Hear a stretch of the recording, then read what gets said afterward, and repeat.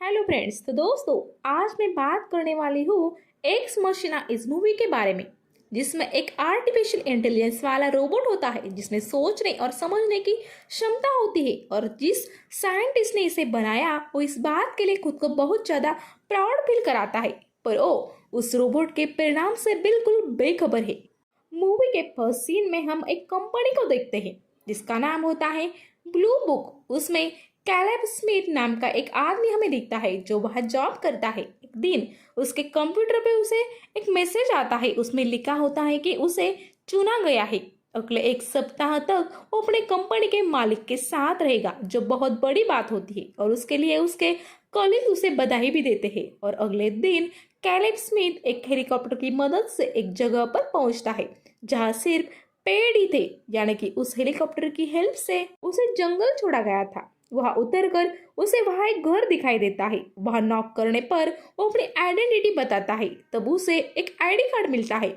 उस ID card की help से वो डोर ओपन करता है और अंदर जाकर उसकी मुलाकात कंपनी के सीए से होती है, जिसका नाम होता है नैथन। उसे मिलकर कैलेब स्मिथ काफी खुश होता है क्योंकि सीए का बिहेवियर एकदम नॉर्मल आम लोगों जैसा होता है। वो बॉस है ऐसा उसे महसूस ही नहीं हो रहा था। नैथन कैलेब स्मिथ को लेकर नीचे जाता है जहाँ बहुत सारे कमरे होते हैं। नैथन उसे समझाता है कि तुम्हारे कार्ड से कोई दरवाजा खुले तो समझ जाओ कि यहाँ तुम्हें जाने की परमिशन है, पर जो कमरा तुम्हारे कार्ड से नहीं खुलता वहां तुम्हें जाने की परमिशन नहीं है, ये तुम समझ जाना। उसके बाद नैथन कैलेब स्मिथ को उसके कमरे में लेकर जाता है और उसे एक कॉन्ट्रैक्ट के पेपर देता है जिस पर लिखा होता है कि तुम जो कुछ भी चीजें यहाँ देखोगे या जो कुछ भी चीजें यहाँ होने वाली है उसका जिक्र तुम इस घर के बाहर जाने के बाद नहीं करोगे। तब कैलेब स्मिथ थोड़ा डर जाता है और नैथन को बोलता है कि मैं इस पर साइन करने से पहले अपने वकील से बात करना चाहूंगा। तब नैथन कैलेब स्मिथ की बेचैनी समझ जाता है और उसे समझाते हुए कहता है कि हम यहाँ जो कुछ भी बनाने वाले हैं उसमें हमारा बहुत सारा नाम होगा और उसका क्रेडिट हम तुम्हें भी देंगे। नैथन की बात सुनकर कैलेब स्मिथ खुश हो जाता है और कॉन्ट्रैक्ट पे साइन कर देता है और नैथन से पूछता है कि हम क्या बनाने वाले हैं। तब नैथन बताता है कि मैंने एक कृत्रिम बुद्धि वाले मानव का निर्माण किया है, यानी कि एक रोबोट का, और इस परीक्षण में कैलेब स्मिथ उनकी हेल्प करे ऐसा नैथन उसे बताता है। और परीक्षण में जिस टाइम पर कैलेब स्मिथ को लगेगा हम इंसान से नहीं एक मशीन से बात कर रहे हैं, तब हम समझेंगे हम इस एक्सपेरिमेंट में फेल हो गए हैं और उनकी कृत्रिम बुद्धि पूरी तरीके से तैयार नहीं है। नैथन की सब बातें सुनकर कैलेब स्मिथ को बहुत अच्छा लगता है और वो इतनी बड़ी चीज का हिस्सा बनने वाला है ये सोचकर वो प्राउड फील करता है। अगले दिन कैलेब स्मिथ को एक शीशे के कमरे में रखा जाता है और उसके सामने एवा नाम की एक रोबोट आ जाती है जो बिल्कुल इंसान जैसी होती है, पर उसके शरीर के कुछ पार्ट्स को ऐसे ही छोड़ दिया गया था क्योंकि अभी भी उनका परीक्षण चल रहा था। अब ईवा और कैलेब स्मिथ आपस में बात करने लगते हैं। ईवा कैलेब स्मिथ के बारे में जानने लगती है और इन दोनों की बातें बाहर बैठकर नाथन सुन रहा होता है और इस पर नोट्स बना रहा होता है। और जब इन दोनों की बातें खत्म होती है तब ईवा कैलेब से फिर से मिलने की इच्छा बताती है। दूसरे दिन नैथन कैलेब से पूछता है कि तुम्हें ईवा कैसी लगी। तब कैलेब बोलता है कि वो बहुत ही प्यारी है और उससे बातें करते वक्त मुझे लगा ही नहीं कि मैं एक रोबोट से बात कर रहा हूँ। उसकी ये बात सुनकर नैथन बहुत ज्यादा खुश हो जाता है और वो समझ जाता है कि वो सही राह पर जा रहा है। अब उस रात कैलेब अपने कमरे में होता है, तो उसे नींद आ रही थी, इसलिए वो सोचता है कि अब थोड़ा टीवी देख लूं। और जब वो टीवी ऑन करता है तब वो देखता है कि एक टीवी नहीं बल्कि सीसीटीवी फुटेज है। वो ऑन करने पर वो ईवा को देखता है और बार बार कैमरा का एंगल चेंज होता है। तभी वहां की लाइट्स चली जाती है और सारी लाइट्स लाल हो जाती है और दरवाजा भी लॉक हो जाता है। कैलेब के बहुत कोशिश करने के बाद भी दरवाजा नहीं खुलता। कैलेब बहुत ज्यादा डर आता है, पर तभी लाइट्स आ जाते हैं। तब कैलेब वहां से बाहर जाता है और घूमते घूमते नैथन के रूम में आ जाता है और उससे दरवाजा लॉक होने के बारे में पूछता है। तब नैथन बोलता है कि मैंने यहाँ की सिक्योरिटी ख्याल रखकर ऐसी सेटिंग की है ताकि लाइट जाने पर कोई अंदर न घुसे, इसलिए लाइट जाने पर यहाँ के सारे डोर लॉक हो जाते हैं। यहाँ की लाइट्स ज्यादा जाती नहीं है, पर पता नहीं आजकल ये लाइट्स ज्यादा ही जाने लगी है, पर मैं जल्द ही एक प्रॉब्लम ढूंढ लूंगा। उसके बाद कैलेब सोने के लिए चला जाता है। अगली सुबह जब वो उठता है तब वो उसके रूम में एक लड़के को दिखता है जिसका नाम होता है क्योको। वो उसके लिए नाश्ता लेकर आई थी, पर कैलेब उस लड़की को देखकर शॉक हो जाता है क्योंकि न्यातन ने उसके बारे में उसे कुछ भी नहीं बताया था। अब कैलेब पहुंचता है न्यातन के पास और उसको उस लड़की के बारे में पूछता है। तब न्यातन बोलता है कि वो उसकी केयर टेकर है। अगले सीन में हम देखते हैं कि कैलेब ईवा के पास आता है और वह ईवा उसको एक ड्राइंग दिखाती है, पर कैलेब को ड्राइंग देखकर कुछ समझ में नहीं आता। तब वो ईवा को कहता है कि वो उसको ऐसी ड्राइंग दिखा है जिसे समझने में आसानी हो। तब ईवा बोलती है कि मैं अगली बार इसका ध्यान जरूर रखूंगी। अब ईवा कैलेब के लाइफ में रुचि दिखाती है और उसे उसके बारे में पूछती है। तब वो बताता है कि उसके पेरेंट्स की डेथ हो चुकी है, जिस वजह से मैं अकेला आई हूँ। तब ईवा उससे पूछती है कि क्या तुम्हारी कोई गर्लफ्रेंड है। तब कैलेब नहीं बोलता है। तब वहाँ की लाइट्स चली जाती है और ईवा कैलेब से बोलती है कि तुम कभी भी नाथन का भरोसा मत करना, वो एक झूठा इंसान है।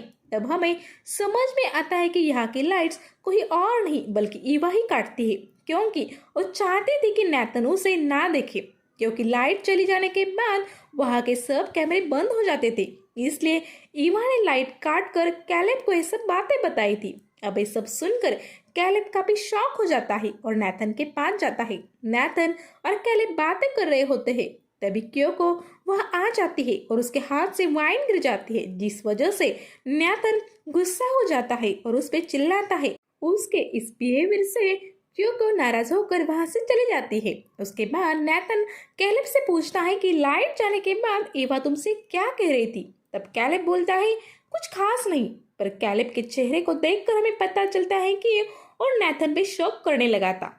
फिर अगले दिन नाथन कैलेब को लेकर एक कमरे में जाता है और उसे बताता है कि उसने ईवा को इसी कमरे में बनाया है। और नाथन कैलेब को एक चमकीली चीज दिखाकर बोलता है कि ईवा का दिमाग इसी चीज से बना है। तब कैलेब नाथन से पूछता है कि तुम्हें ईवा को बनाने का आइडिया कहाँ से आया। तब नाथन बोलता है कि ईवा दुनिया के लाखों लोगों के सोच से बनी है, क्योंकि उसने ईवा को बनाने से पहले दुनिया के लाखों लोगों के फोन को हैक किया था और दिन रात उन पर नजर रखता था कि वो लोग कैसे बोलते हैं, कैसे सोचते हैं, कैसे रहते हैं। ऐसी कई सारी चीजों का उसने स्टडी किया और फिर ईवा का दिमाग बनाया। इसलिए ईवा का दिमाग बहुत ही खास है।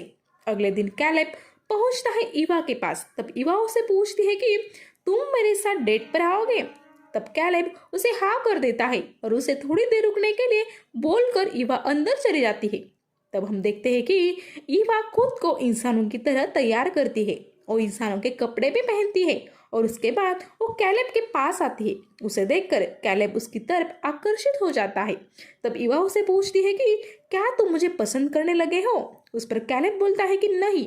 तब ईवा बोलती है कि तुम झूठ बोल रहे हो, क्योंकि मैं चेहरा पढ़ सकती हूँ। तब कैलेब मानता है और उसे बोलता है हाँ। अब यहाँ इन दोनों में जो कुछ भी बातें हो रही थी उसमें कौन सी बात वो झूठ बोल रहा है और कौन सी बात सच, ईवा पहचान लेती थी। उसके बाद कैलेब पहुंच जाता है नाथन के पास और उससे पूछता है कि क्या तुमने ईवा को इस तरह से डिजाइन किया है कि वो इंसानों से फ्लर्ट करे और उनके भावनाओं को समझे। तब नाथन बोलता है कि मैंने तो सिर्फ उसे सोचने समझने की शक्ति दी है, बाकी की सब चीजें उसने खुद ही सीख ली।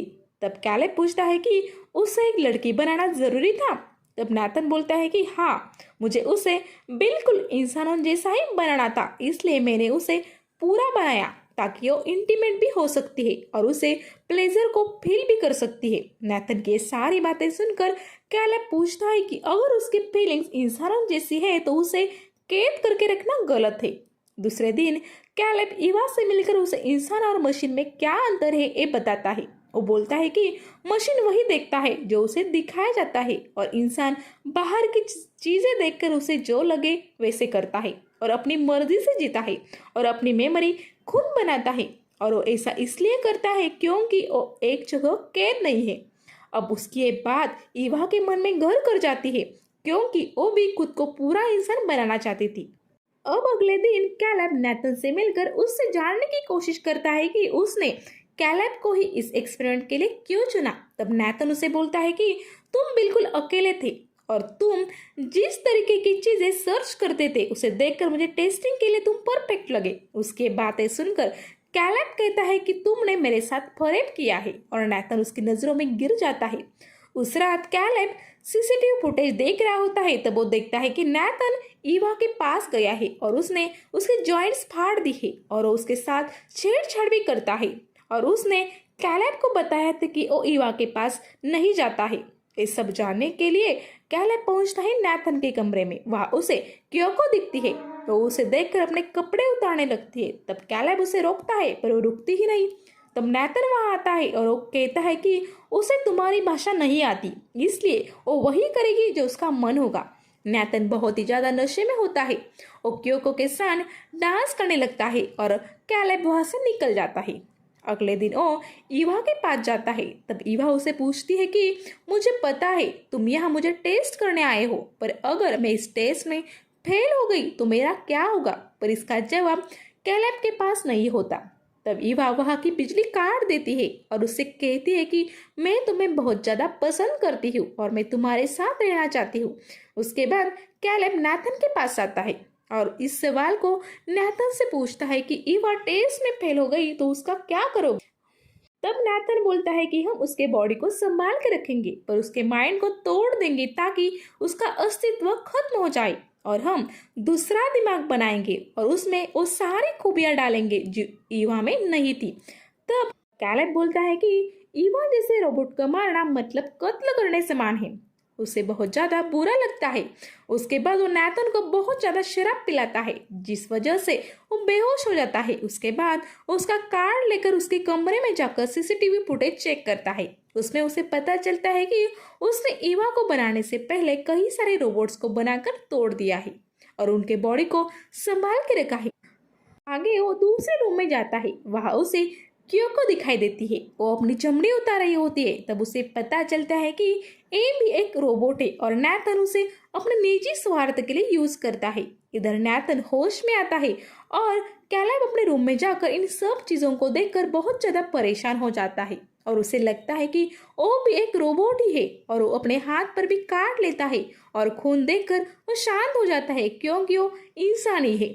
अगले दिन वो ईवा से मिलता है और उसे बताता है कि तुम इस टेस्ट में फेल हो जाओगी तो तुम्हारे दिमाग को नष्ट कर दिया जाएगा। तब ईवा शॉक हो जाती है और उसे बोलती है कि तुम मुझे बचाओगे? तब कैलेब बोलता है हाँ मैं बचाऊंगा तुम्हें और वो उसे अपना प्लानिंग बताने लगता है। वो बोलता है कि कल मैं नाथन को बहुत ज्यादा शराब पिलाऊंगा जिससे वो बेहोश हो जाएगा और मैं उसका कार्ड लेकर यहाँ की सिक्योरिटी चेंज कर दूंगा जिससे जब यहाँ की लाइट जाएगी यहाँ के डोर खुले रहेंगे। और वो ईवा को बोलता है कि कल तुम रात 10 बजे लाइट काट देना और ईवा भी राजी हो जाती। अगले सीन में कैलेब नाथन को शराब पिलाने की कोशिश करता है पर वो पीता ही नहीं। उल्टा नाथन कैलेब को बोलता है कि तुमने बहुत अच्छा काम किया और अब तुम्हारा यहाँ से जाने का वक्त आ गया है। कल सुबह तुम्हें लेने एक हेलीकॉप्टर आ जाएगा, उसमें बैठकर तुम चले जाना। उसके बाद नाथन कैलेब से पूछता है कि तुम सच में लगता है क्या ईवा तुमसे प्यार करती है? उसके बाद सुनकर कैलेब कुछ समझ नहीं पाता। तब नाथन उसे अपने कमरे में लेकर जाता है और उसे बोलता है कि मैंने ईवा के रूम में एक कैमरा लगवाया है जो बिजली के जाने पर भी चलता है, इसलिए मुझे बिजली जाने पर भी वहाँ क्या होता है ये सब पता चलता है और मैंने ईवा का दिमाग ऐसे बनाया है जिसकी वजह से वो यहाँ से बाहर जाने की कोशिश करे और उसके लिए वो सामने वाले आदमी को किसी भी तरह मैनिपुलेट करे और उसने तुम्हें अपने इमोशंस का इस्तेमाल करके मजबूर किया और तुम भी उसकी हेल्प करने के लिए राजी हो गए। ये सुनकर कैलेब शॉक हो जाता है और नाथन बोलता है कि ईवा एक शानदार रोबोट है और वो अब किसी को भी बेवकूफ बना सकती है जैसे तुम्हें बनाया, इसलिए वो अब सारे टेस्ट में पास हो गई है। उसकी ये बातें सुनकर कैलेब नाराज हो जाता है। तभी 10 बजते हैं और प्लान के मुताबिक ईवा लाइट को काट देती है। तभी नाथन कहता है कि देखो ईवा ने अपना काम कर दिया पर तुमने नहीं किया। तब कैलेब बोलता है कि मैंने तो अपना काम कल ही कर दिया है। उसके बाद सुनकर नाथन परेशान हो जाता है क्योंकि ईवा अपने कमरे से बाहर निकल चुकी थी। ये देखकर नाथन कैलेब को एक मंच मारता है और ईवा के पास डंबल लेकर जाने निकलता है। इधर ईवा को क्योको रोकने की कोशिश करती है पर ईवा उसके कान में कुछ कह देती है जिस वजह से वो कुछ भी नहीं करती और तभी वहां नैथन आ जाता है। वो ईवा को अपने कमरे में जाने के लिए बोलता है, पर ईवा उस पर ही हमला कर देती है। तब नैथन उसका एक हाथ तोड़ देता है। तभी पीछे से क्योको आती है और उसके हाथ में एक नाइफ होता है। वो नैथन के पीठ में मारती है। तब नैथन डंबल से उसका मुंह तोड़ देता है और वो नीचे गिर जाती है। तब ईवा वो नाइफ नैथन के सीने में मार देती है और नैथन नीचे गिर जाता है। उसके बाद ईवा उसका कार्ड लेकर एक रूम में जाती है और वहां से बाकी रोबोट्स के बॉडी पार्ट्स खुद को लगाकर खुद को पूरा करती है और इंसानों की तरह कपड़े पहनकर वहां से जाने निकलती है। तब उसे कैलेब हेल्प मांगता है, पर वो उसे उसी कमरे में लॉक करके चली जाती है। वो बहुत ज्यादा चिल्लाता है, पर वो उस पर ध्यान ही नहीं देती और घर के बाहर चली जाती है। अब वो पहली बार ये दुनिया देख रही होती है। वो हर एक चीज को महसूस करती है। तभी वहाँ एक हेलीकॉप्टर आता है जो कैलेब को लेने आया था, पर उसमें ईवा ही बैठकर चली जाती है, क्योंकि उसने जैसे कैलेब को हिप्नोटाइज किया था वैसे ही उस पायलट को भी किया होगा। और इसी सीन पर ये मूवी खत्म हो जाती है। अब यहाँ पे हमें एक सीख मिलती है कि मशीन मशीन होता है और उसे कितनी भी सोचने की शक्ति दो फिर भी वो इंसान नहीं बन सकता। यहाँ पर कैलेब ने उसकी इतनी हेल्प की, पर उसके मन में उसके लिए कुछ भी इंसानियत नहीं थी। उसके इतना चिल्लाने पर भी उसने उसको वही छोड़ दिया मरने के लिए। इसकी जगह कोई इंसान होता और उसे इतनी हेल्प की होती तो वो बिल्कुल इसके जैसा बर्ताव नहीं करता और उसे बचा लेता। तो चलिए दोस्तों, इस नोट पर मैं आपसे लेती हूँ विदा। आप सब खुश रहो, हंसते रहो। इसी दुआ के साथ मैं आपसे लेती हूँ विदा। गुड